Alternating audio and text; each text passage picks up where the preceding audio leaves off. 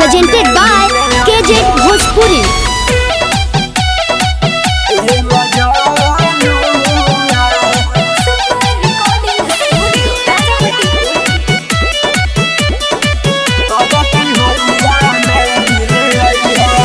हमसे तू मिले अइहा गलिया में रंगवा लगइहा गलिया में रंगवा लगइहा हमसे तू मिले अइहा गलिया में रंगवा लगइहा इहे बात कहे ताहार जनुआ अब की होलिया में मिले अइहा ए मजनुआ रंगवा ओहू में लगइहा ए मजनुआ अब की होलिया में तू अइहा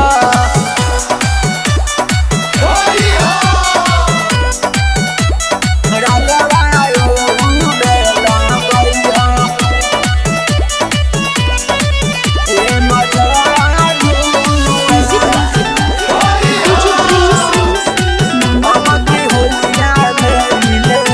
ऊपर से नीचे ले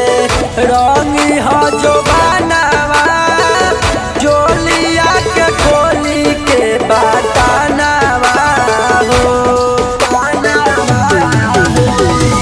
सरसों में आई डली हो सुताई हमरो तो करे बड़ी मानावा हो रही साथ सखी हमार तनुआ अब की होलिया में मिले अइहा ए मजनुआ रंगवा ओहू में लगइहा ए मजनुआ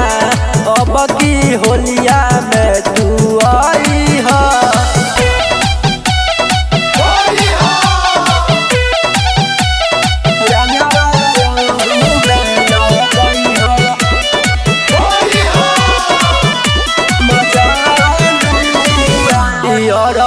हो राइटर मिथलेश मन बड़ी करे